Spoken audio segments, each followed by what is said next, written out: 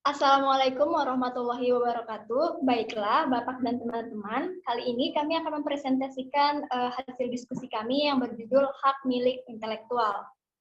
Sebelumnya, kami akan memperkenalkan anggota kami masing-masing.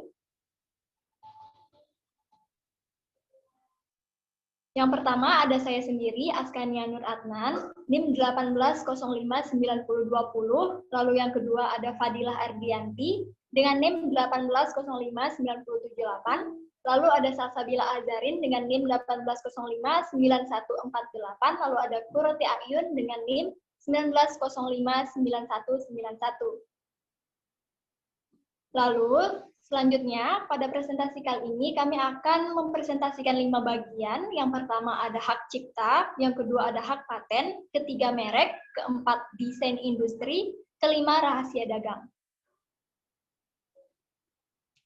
Baiklah, langsung masuk ke materi pertama yang akan saya bawakan sendiri. Yang pertama yaitu hak cipta. Jadi, hak cipta adalah hak khusus bagi pencipta maupun penerima hak untuk mengumumkan atau memperbanyak ciptaannya maupun memberi izin untuk itu, dengan tidak mengurangi pembatasan-pembatasan menurut peraturan perundang-undangan yang berlaku.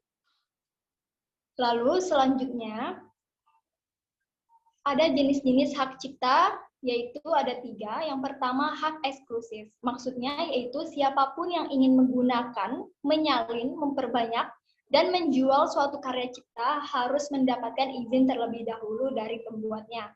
Yang kedua ada hak moral, yaitu walaupun karya tersebut telah dibeli, pembeli harus tetap mencantumkan nama pembuat karya, sehingga karya akan selalu lekat dengan pembuatnya. Yang ketiga ada hak ekonomi. Jadi maksudnya yaitu pencipta berhak mendapatkan imbalan ekonomi dari pihak yang menggunakan karya. Selanjutnya, fungsi hak cipta. Jadi fungsi hak cipta adalah menghargai suatu karya dan mendorong pencipta karya tersebut untuk menghasilkan karya baru.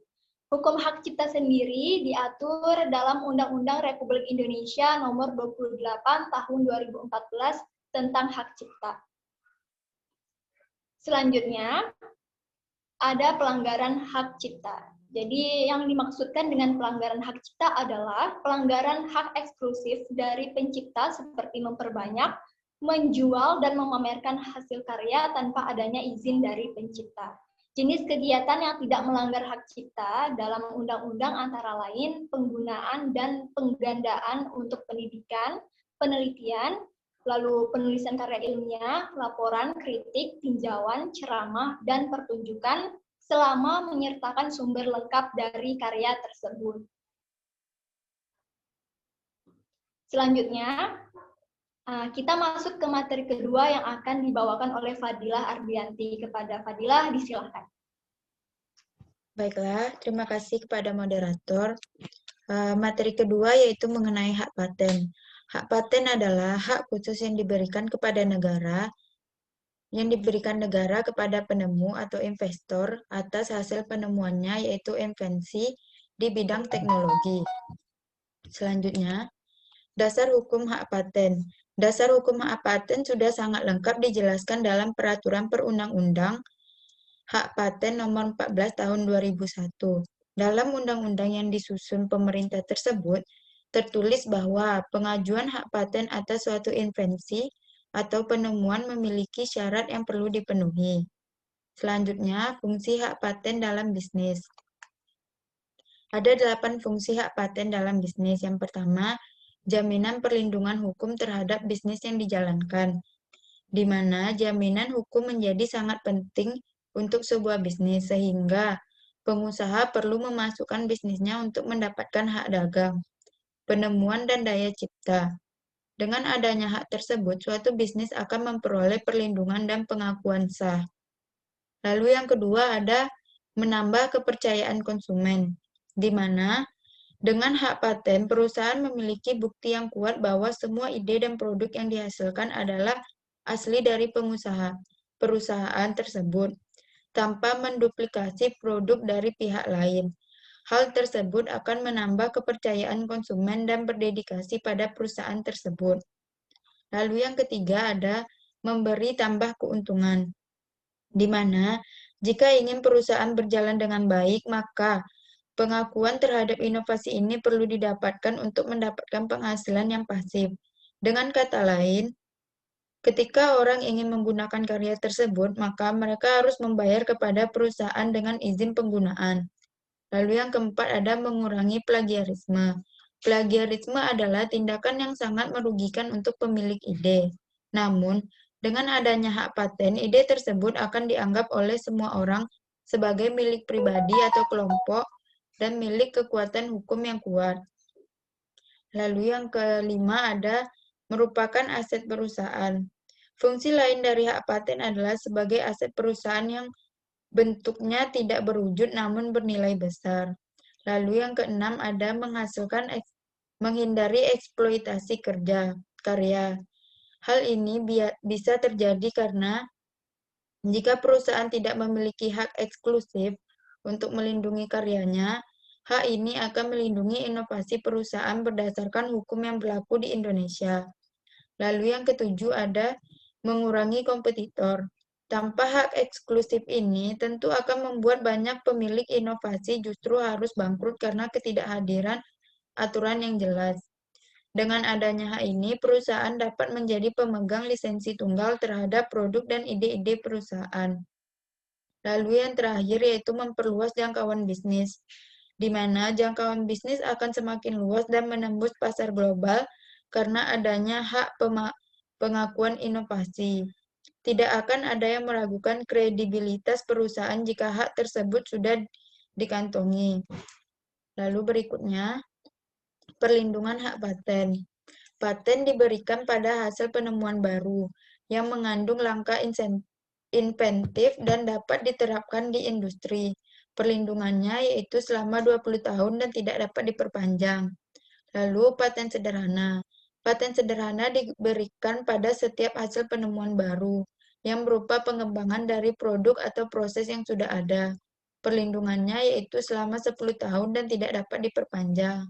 Sekian materi dari saya kembalikan kepada moderator. Baiklah, teman-teman, kita lanjutkan ke materi ketiga yang akan dibawakan oleh Kurate Ayun. Kepada Rati, disilakan.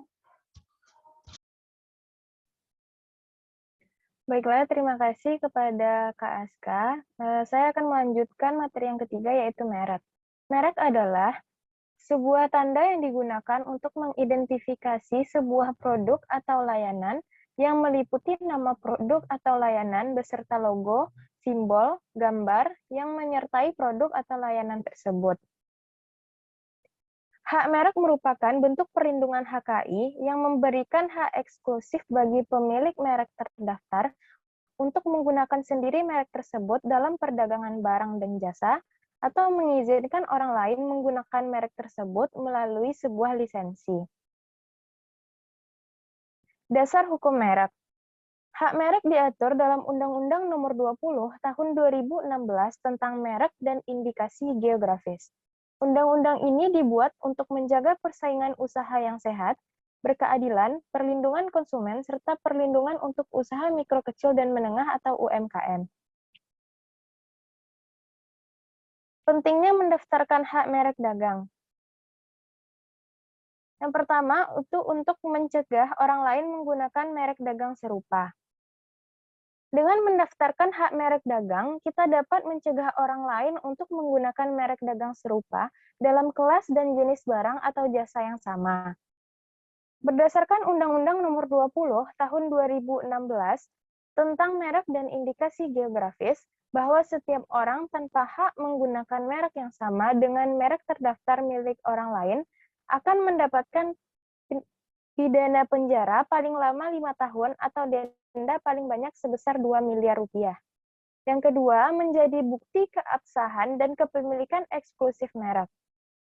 Apabila hak merek dagang didaftarkan, maka Undang-Undang Nomor 20 Tahun 2016 tentang merek dan indikasi geografis akan memberikan hak eksklusif untuk dapat menggunakan sendiri merek yang telah terdaftar atau mengizinkan orang lain untuk menggunakan merek terdaftar tersebut dengan memberikan izin melalui lisensi.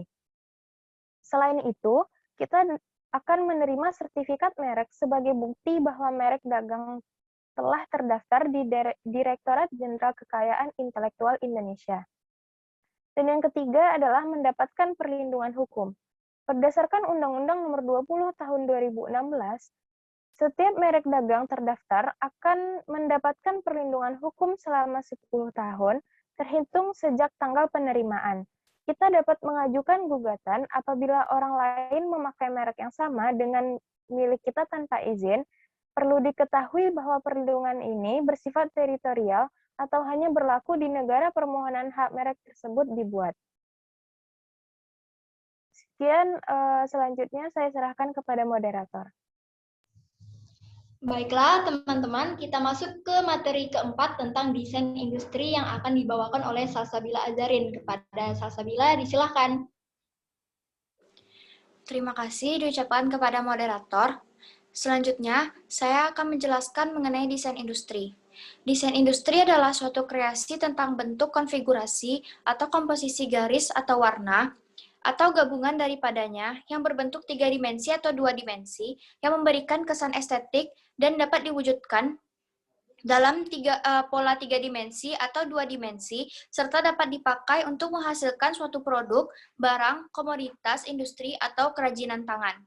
Hak desain industri yaitu hak eksklusif yang diberikan oleh negara Republik Indonesia kepada pendesain atas hasil kreasinya untuk selama waktu tertentu melaksanakan sendiri atau memberikan persetujuannya kepada pihak lain untuk melaksanakan hak tersebut. Selanjutnya itu perlindungan hukum desain industri.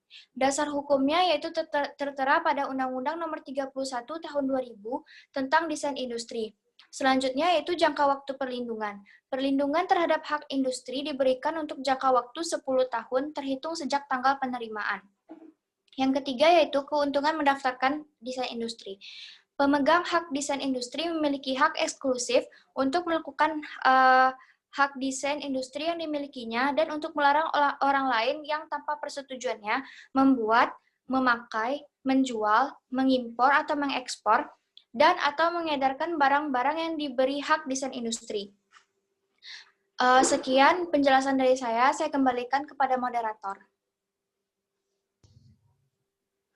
Baiklah teman-teman, kita masuk ke materi terakhir yaitu tentang rahasia dagang. Jadi rahasia dagang adalah informasi yang tidak diketahui oleh umum di bidang teknologi dan atau bisnis, mempunyai nilai ekonomi karena berguna dalam kegiatan usaha dan dijaga kerahasiaannya oleh pemilik rahasia dagang. Selanjutnya, kita masuk ke dasar hukum dari rahasia dagang. Jadi tertera di dalam Undang-Undang Nomor 30 Tahun 2000 tentang rahasia dagang. Selanjutnya, lingkup perlindungan dari rahasia dagang.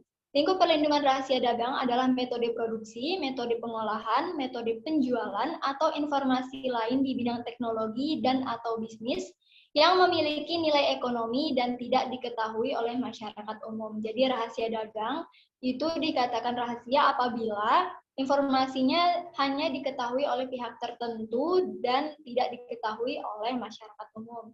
Lalu, lama perlindungan dari rahasia dagang tidak memiliki batas waktu. Beberapa alasan atau keuntungan penerapan rahasia dagang dibandingkan paten adalah karya intelektual tidak memenuhi persyaratan paten, masa perlindungan yang tidak terbatas, proses perlindungan tidak serumit dan semahal paten, dan lingkup serta perlindungan geografis yang lebih luas.